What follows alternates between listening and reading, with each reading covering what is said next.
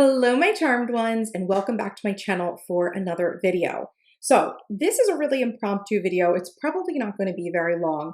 Today, as I'm filming this, it's Tuesday, November 29th, and this week, am working on completely revamping my annual New Year's goal setting masterclass for the Charmed Life Mastermind. So if you didn't know, I actually hold 4 goal planning sessions for the new year inside of my mastermind, which is all about productivity and personal development and becoming the most balanced and successful version of yourself possible. So if you're interested in that, I'm going to leave you a link down below if you want to join me. We already did 2 of our goal setting sessions for our prep work. So one for our just general goal prep and then one for a business goal prep.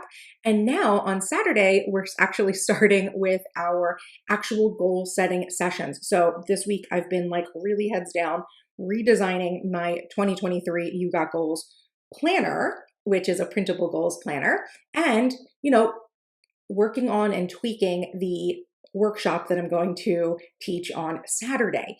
And as I'm sitting here, I was like really thinking about some big kind of mistakes that I feel like people make in their goal setting, no matter like what system you use. I don't really think that matters so much, although some systems like actually build what I think are like errors in goal setting into their systems. But I just wanted to kind of give you guys my thoughts on specifically 3 things I think you need to stop doing with your goals if you want to set better goals and actually achieve them in the new year. So if you're interested, let's jump in.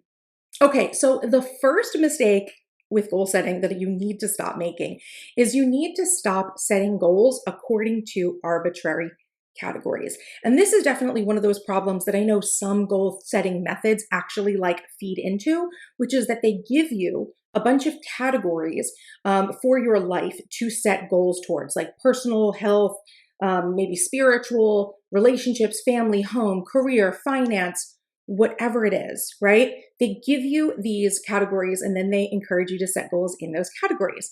And the problem with that is that means that you're looking at this list of categories and thinking that you need to fit somebody else's arbitrary idea of what like goal setting success is instead of identifying the goals that are truly meaningful to you.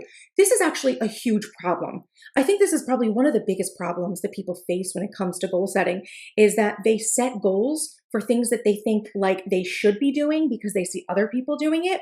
And then their heart isn't in it. Like they don't have like a big enough why to go after the goals. And then they don't do them, right? Or they don't finish them, right?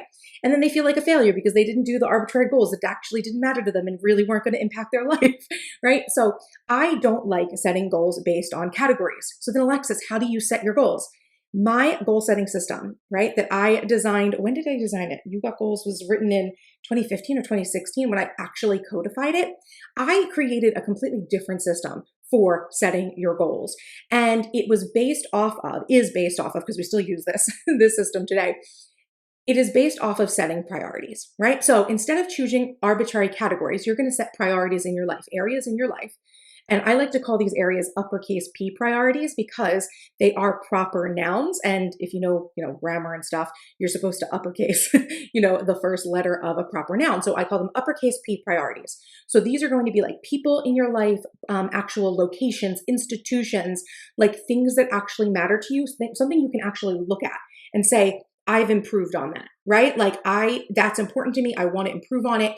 Like you can actually look at it. It's not like these kind of like just generic categories that of course you can set like any number of different goals inside of generic categories, but I would rather you tie your goals to the things that you're saying are priorities in your life, not random categories that some goal setting system is telling you to set based off of. So I find that the students who go through my New Year's goal setting classes, they absolutely love this shift that we make. Instead of categories, we do priorities because they actually throughout the year have a really strong reason why that they can see, like actually see that priority, that area of their life improving as they take action, and it can be incredibly motivating. So that is the first issue. Stop setting goals based on categories and start setting them on your priorities. Number 2, right? The second problem I see people do is that they set habits and tasks as their goals.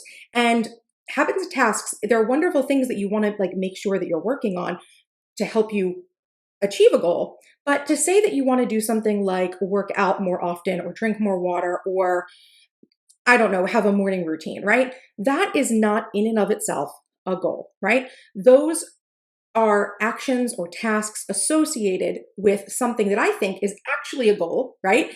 But you haven't gone far enough yet. You're looking too small. You're looking too like micro.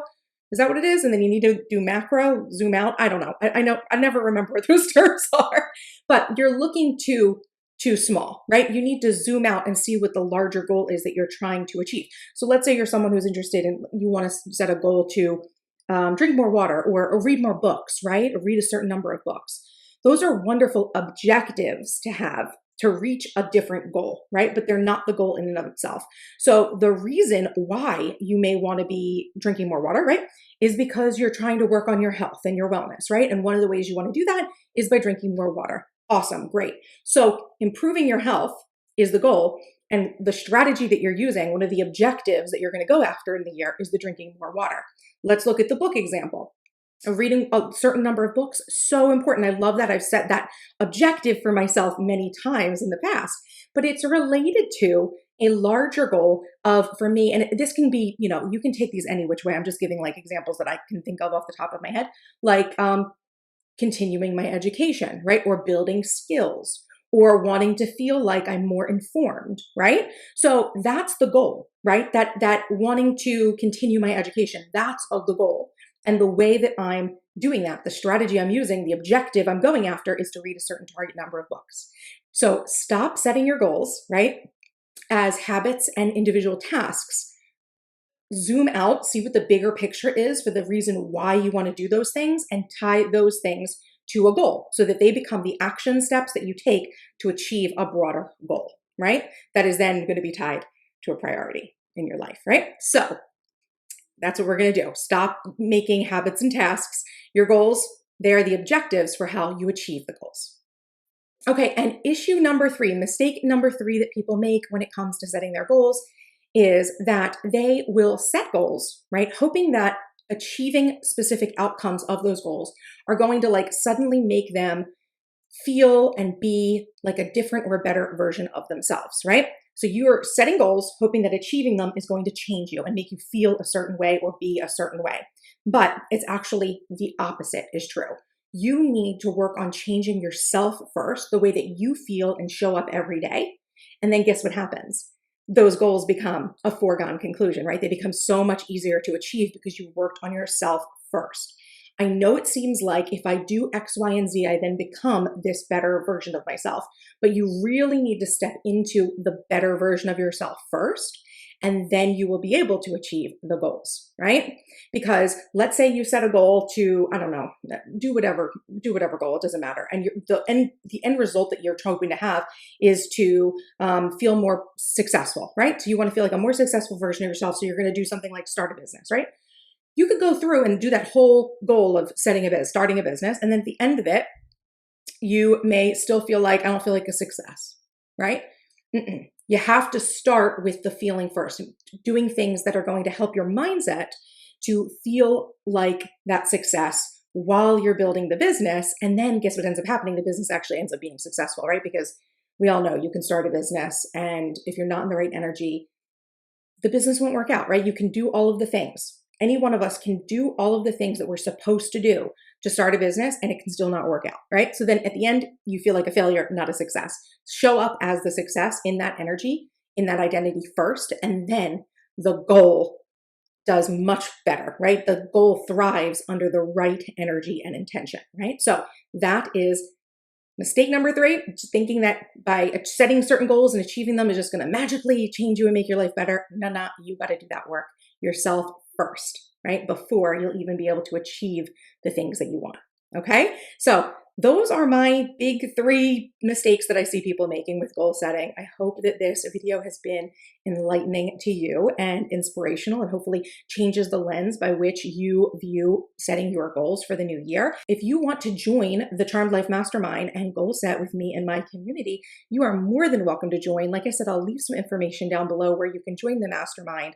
The annual membership option is on sale right now, so it is the best value, and you get the bonus of the 2023 Master Planner when you enroll in the annual subscription to the mastermind. But you can join monthly or annual, whatever works for you. And you can join us on Saturday and set your goals, and you can watch the replays of the previous 2 goal setting sessions we already did, plus all of the master classes, and get all of the resources and just all of the tools and benefits that are inside the mastermind as well. You get all of it upon enrollment. I don't hold anything back. So I hope to see many of you on Saturday setting your goals with us. And then in December, I think on the 17th, let me check the calendar because I don't remember numbers without looking at the planners. Then December 17th, that's right, is what I call the CEO retreat, which is where we're going to do our business goal setting. So if you need to set goals for your business and break them down into plans for your year, that's what we're going to be doing December 17th. So lots of awesome things coming. Not to mention, I have all of the classes for 2023 planned on the sales page for the mastermind. You're going to see the calendar for 2023. I've updated all of the topics that we're doing and teaching for next year. So it's going to be an awesome time. I hope to have you join me. If you have any questions, please leave me a comment or feel free to send me an email. I'll put my email address on screen so you can get in touch with me. So thank you guys so much. And I hope you have a wonderful time setting your goals and a productive and successful start to 2023. Bye.